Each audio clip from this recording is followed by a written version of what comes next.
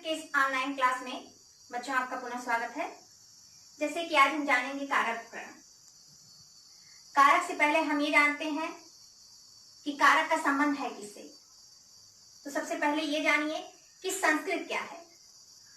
भारतस्य प्रतिष्ठे द्वे संस्कृतम संस्कृतिस् तथा, अर्थात भारत की दो प्रतिष्ठा है, एक संस्कृत और एक संस्कृति।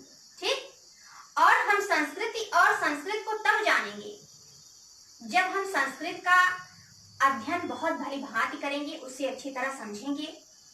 और संस्कृत में भी महत्वपूर्ण होता है व्याकरण। व्याकरणम मुखम अस्मृतम, अर्थात व्याकरण को संस्कृत का मुख माना जाता है, उसके अंगों में सबसे महत्वपूर्ण अंग माना जाता है। उसी के अंतर्गत आज का हम कारक का अध्ययन करेंगे। तो पहले हम देखेंगे कि कारक है क्या। कारक किसे कहते हैं? क्री धातु से ऋण प्रत्यय करके कारक शब्द की व्युत्पत्ति होती है। ठीक, क्री धातु में हम ऋण प्रत्यय में जाते हैं, वो ऋण अक में परिवर्तित होता है और वो कारक शब्द की उत्पत्ति कराता है। कारक का अर्थ होता है क्रिया जनकत्वम कारकत्वम। क्रिया का जनक जो हो, क्रिया को जो करने वाला हो, वही क्या है? कारक होता है। क्रिया जिससे संपादित हो, क्योंकि किसी भी कार्य को करने के लिए किसी की आवश्यकता होती है। कार्य अपने आप तो होगा ही नहीं।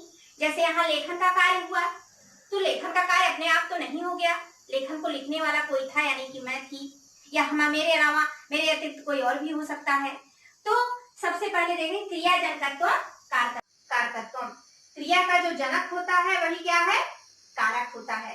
क्रियान्वयितम कारकत्व, यानी कि क्रिया का जिससे संबंध होता है वही क्या है? कारक। क्रिया का संबंध जिससे होगा वो क्या है? कारक है। अब हम आगे देखेंगे कि क्रिया की सिद्धि के लिए, किसी भी कार्य के संपादन के लिए हमें 6 प्रकार के कारक की आवश्यकता होती है। संस्कृत में कितने कारक होते हैं? ध्यान रखिएगा, 6 कारक होते हैं। हिंदी में अगर हम ले लें तो 8 होते हैं, लेकिन संस्कृत में कारक सिर्फ 6 होते हैं। जैसे पहला है कर्ता। कर्ता कारक, इसका चिन्ह होता है कर्ता ने। ने का जो चिन्ह होता है वो क्या होता है? प्रथमा विभक्ति यानी कर्ता कारक होता है, अर्थात क्रिया को करने वाला, क्रिया को जो करेगा वही क्या कहता है? कहलाता है कर्ता कहलाता है। फिर आता है दूसरा कर्म। क्रिया का कर्म, कर्ता जिस कार्य को करता है वही क्या है? कर्म। कर्ता किसी कार्य को तो करेगा, और जो कर्ता हो जिस कार्य को करेगा वो क्या कहलाएगा? कर्म कहलाएगा। तीसरा कारक है कारण कारक। कारण कारक का अर्थ होता है जिसकी सहायता से हम कोई कार्य करते हैं। कर्ता किसी कार्य को करता है, कर्ता जिस कार्य को करेगा उस कार्य की सहायता के लिए हमें किसी करण, किसी उपकरण, किसी अन्य आवश्यक सामग्री की आवश्यकता होती है, वही क्या कहलाता है? करण कहलाता है। कर्ता का चिन्ह है ने, कर्ता ने कर्म को करण से, यानी कि करण की सहायता से। चौथा है संप्रदान के लिए। संप्रदान के लिए का अर्थ आता है जिसके लिए क्रिया संपादित की जाती है।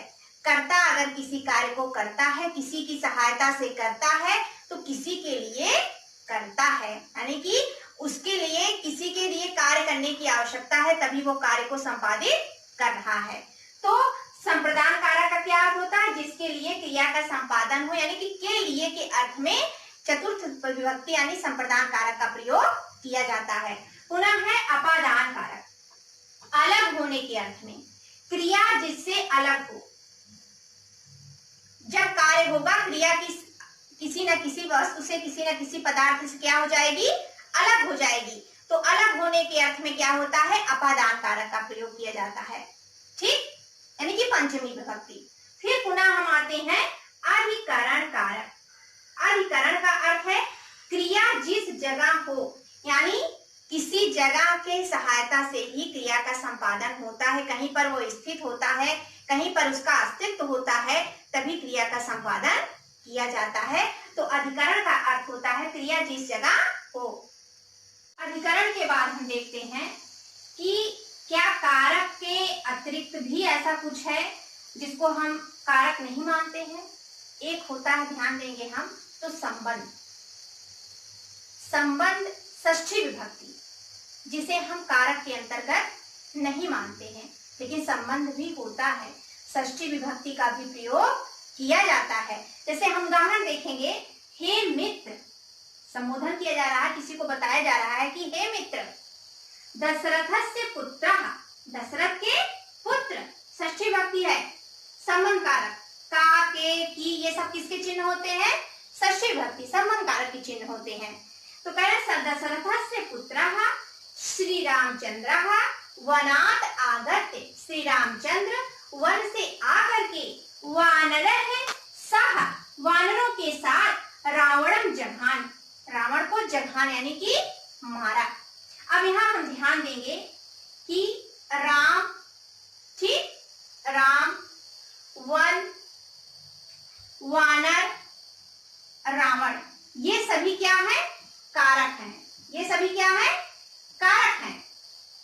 लेकिन हे मित्र यानी कि संबोधन और दशरथस्य संबंध कारक है। दशरथ के पुत्र है कौन? राम।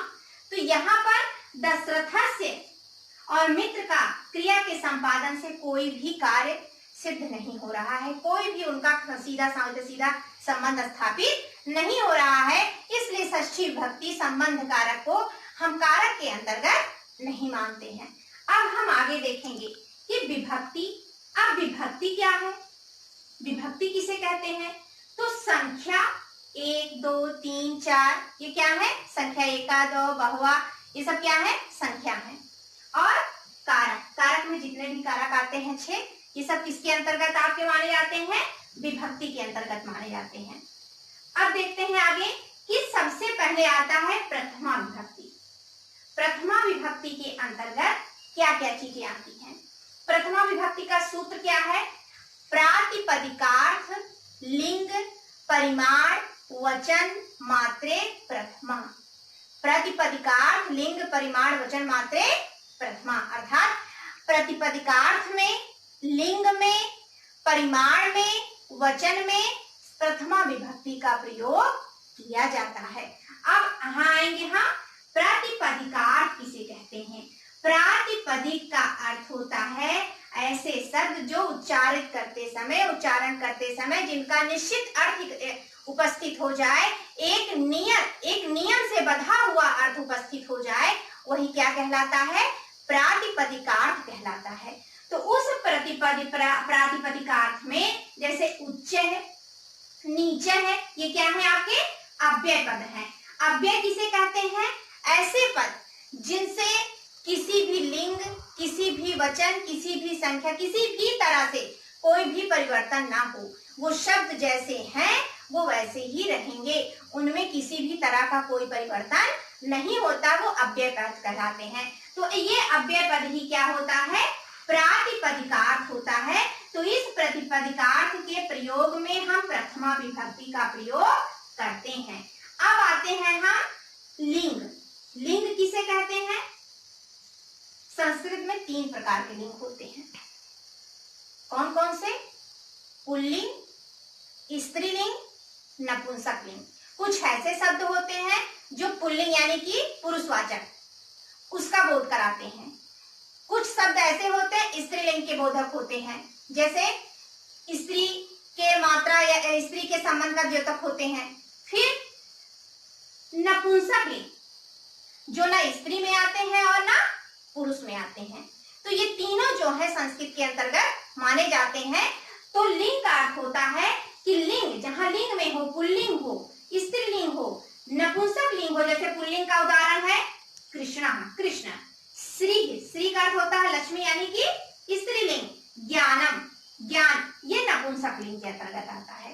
तो इसके भी प्रयोग में हम प्रथमा विभक्ति का प्रयोग करते हैं। फिर हम देखते हैं परिमाण। हर जगह मात्रे लगा है, प्रातिपदिकार्थ मात्रे, लिंग मात्रे, परिमाण मात्रे, वचन मात्रे, क्या होगा? प्रथमा होगा। यानी कि इन सभी के साथ प्रथमा विभक्ति का प्रयोग हम करते हैं।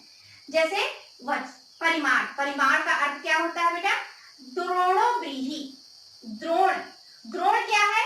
लकड़ी या किसी भी चीज का बना हुआ कोई पात्र, यानी कि परिमाप, जिससे हम नाप के, मापक पदार्थ, मापक वस्तु, जिससे हम माप कर किसी वस्तु को तौलते हैं।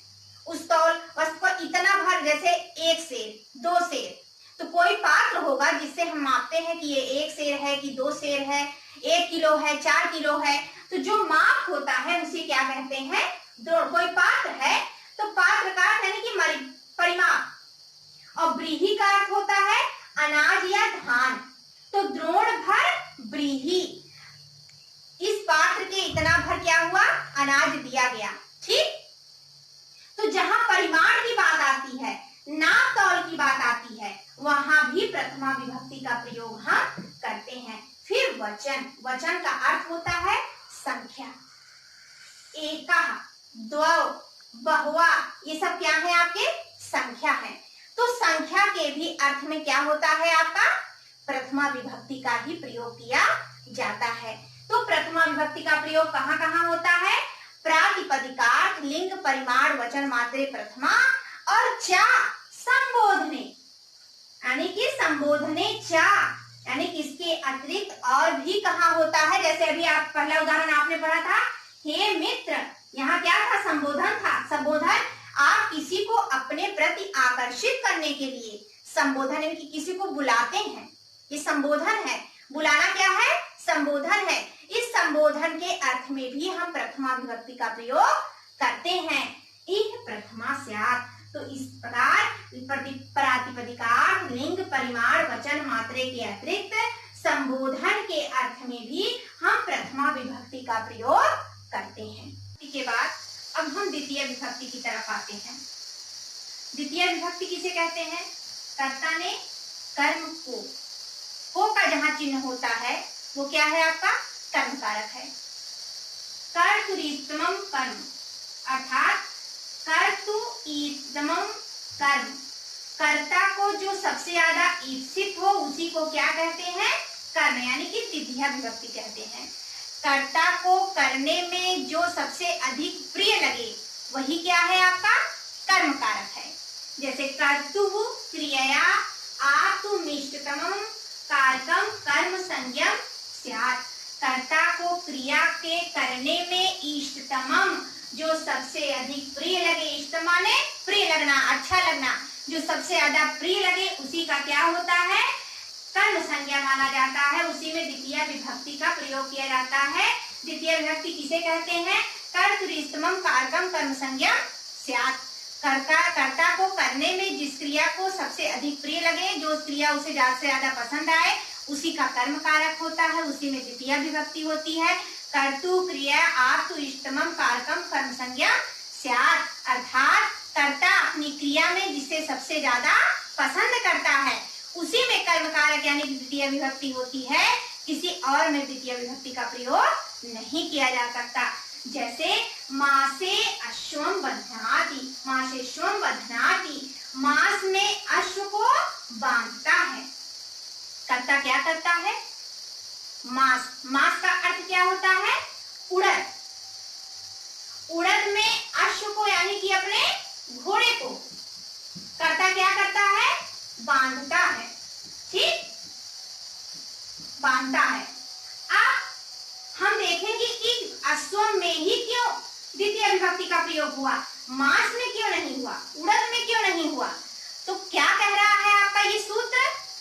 कर्तुः क्रियया आतु इष्टतमं कारकम कर्म संज्ञा स्यात्। कर्ता को क्रिया, अपनी क्रिया को संपादित करने में जो वस्तु सबसे अधिक प्रिय होती है उसी में द्वितीय विभक्ति का प्रयोग होता है। किसी अन्यत्र में द्वितीय विभक्ति का प्रयोग नहीं होता। तो अब आप ध्यान दीजिए कि कर्ता को क्या प्रिय है? मास प्रिय है यानी कि उड़द प्रिय है कि अश्व यानी कि घोड़ा? तो हम देखेंगे कि कर्ता को क्या बांधना पसंद है, क्या प्रिय है? घोड़ा यानी कि अश्व। अब वो मांस में भी बांध सकता है, उड़द में भी बांध सकता है, किसी पेड़ में भी बांध सकता है, किसी खंबे में भी बांध सकता है, वो कहीं भी बांध सकता है, लेकिन बांधना उसको क्या है? अश्व बांधना है। उसे अन्य किसी वस्तु की अभिलाषा नहीं है। तो उसे सबसे ज्यादा अपने क्रिया के द्वारा क्या प्रिय है? अश्व को बांधना। उसे अपना अश्व ही बांधना है, उसे उड़द या किसी अन्य वस्तु से कोई अभिप्राय नहीं है। इसलिए यहाँ पर अश्व में द्वितीय विभक्ति का प्रयोग किया गया, मास में नहीं। आया समझ में? अब आगे हम देखते हैं कि वही कर्ता एक ही क्रिया से संबंधित अनेक क्रियाएं भी करता है। जैसे जो कर्ता है वो हो सकता है कि उसकी जो क्रिया हो रही है उसी क्रिया से संबंधित वो अनेक क्रियाओं का भी संपादन कर रहा है। तो उसमें भी क्या होता है? आपका मुख्य क्रिया जो होती है, जो सबसे अधिक पसंद होती है, जो सबसे अधिक प्रिय होती है, उसी में द्वितीय विभक्ति का प्रयोग किया जाता है। अन्य में द्वितीय विभक्ति का प्रयोग नहीं किया जा सकता। जैसे कि है पैसा ओदनम भुंकते है। पैसा यानी कि दूध में क्या करता है? ओदन को, दूध से ओदन को भुंकते खाता है। क्या खाता है वो? ओदन। ओदन माने भात। पके हुए चावल को हम भात कहते हैं, और जो कच्चा होता है वो क्या कहलाता है? तंदुल। तो क्या करता है? दूध से या दूध की सहायता से ओदन को क्या करता है? भुंकता, यानी कि भोजन करता है, उसका भोग करता है, उसको खाता है। तो यहाँ ओदन में आपका क्या हुआ है? द्वितीय विभक्ति का प्रयोग किया गया है, क्योंकि कर्ता को सबसे ज्यादा अभीष्ट क्या है? ओदन। वो भले ही उससे संबंधित अनेक कार्य, यानी कि दूध से खा रहा है ओदन को, भात को, दूध से भले ही उसका भोजन कर रहा है, लेकिन उसका मुख्य अभिप्राय क्या है? ओदन को खाना, भात को खाना। अब वो किसकी सहायता से खा रहा है? पैसा। तो पैसा में क्या हो गया? साधकतमम करणम, यानी कि क्रिया की सिद्धि में जो सबसे अधिक सहायक हो उसमें करण कारक यानी कि तृतीय विभक्ति का प्रयोग किया जाता है। तो ओदन को खाने में सबसे अधिक सहायता क्या कर रहा है? पैसा, यानी कि दूध। तो इस दूध में क्या हो गया है? साधकतम करणम से तृतीय विभक्ति का प्रयोग किया गया है। लेकिन कर्ता को अभीष्ट क्या है? ओदन, यानी कि भात खाना। इसलिए ओदन में क्या हो गया? कर्म कारक द्वितीय विभक्ति का प्रयोग हो गया है। अब आगे हम देखते हैं कि एक सूत्र और इसमें आता है, आकथितम च। ये भी आपका द्वितीय विभक्ति का सूत्र है। द्वितीय विभक्ति के अंतर्गत बहुत आते हैं, लेकिन आपके कोर्स में जो है आप उसे देखिए। आकथितम च। तो आकथितम च के अपादानादि विशेष विविष्टम कारकम कर्म संज्ञम स्यात्। अपादान आदि विशेष से अविवक्षित, उसके अतिरिक्त भी अन्य जो कारक कहे जाते हैं उनके अंतर्गत हम क्या होते हैं? मानते हैं, कर्म संज्ञा मानते हैं। आकथितम च अपादान आदि विशेष से अवितम। अपादान आदि से, आदि विशेष से विविचित जो कारक होते हैं वो कर्म संज्ञा के अंतर्गत आते हैं, यानी कि द्वितीय विभक्ति के अंतर्गत आते हैं। इनमें 16 धातुएं ऐसी होती हैं जो द्विकर्मक मानी जाती हैं, जो दो कर्म से युक्त होती हैं। अब दो कर्म में क्या होता है?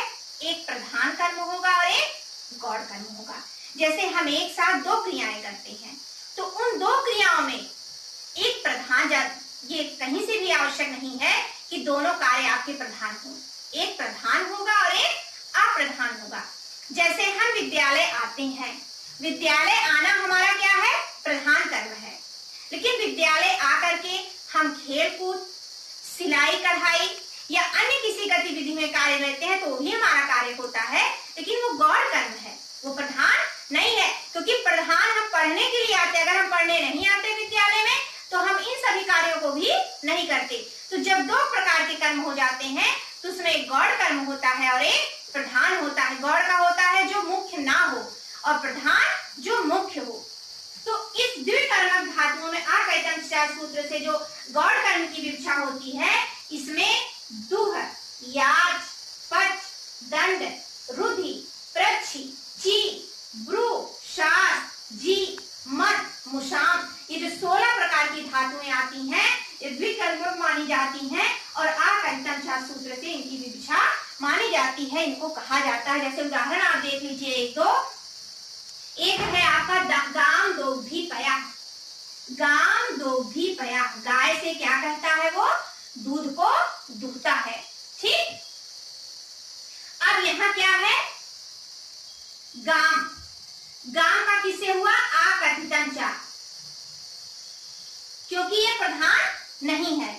गाय से उसको क्या लेना है?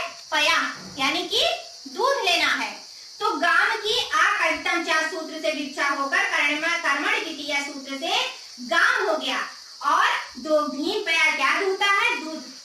ठीक, दूध दूहने की जो क्रिया है, गाय से उसे मुख्य रूप से क्या प्राप्त करना है, दूध की प्राप्ति करना है, इसलिए ये प्रधान कर्म हो गया प्रपया, और इसकी कर्तृत्वम कर्म से कर्मण द्वितीय सूत्र से द्वितीय विभक्ति का प्रयोग कर दिया गया। ठीक, उसी तरह से हम देखते हैं तंडुलान ओदनम पचति, तंडुलान ओदनम पचति, तंडुल मैंने पहले भी बताया था कि कच्चे चावल को क्या कहते हैं, तंडुल। तंडुल से क्या करता है, भात को पकाता है। ठीक, अब यहाँ भी तंडुल से वो क्या करता है, भात पकाता है, उसका मुख्य जो प्रधान है कर्म क्या है, भात को पकाना, और पका किससे रहा है, तंडुल से। तो यहाँ तंडुल भी आपका गौड़ कर्म से द्वितीय विभक्ति हो गया, और प्रधान कर्म जो भात पकाता है वो भी क्या हो गया, प्रधान कर्म हो गया। तो इसका कर्तृत्वम कारकम कर्म संज्ञम से हो गया सूत्र से, और यहाँ पर क्या हो गया, आकर्तम चा सूत्र से कर्मण द्वितीय से द्वितीय विभक्ति का प्रयोग किया गया। आज के इस भाग में हम इतना ही देखेंगे, आगे के लिए फिर हम अन्य वीडियो को देखेंगे।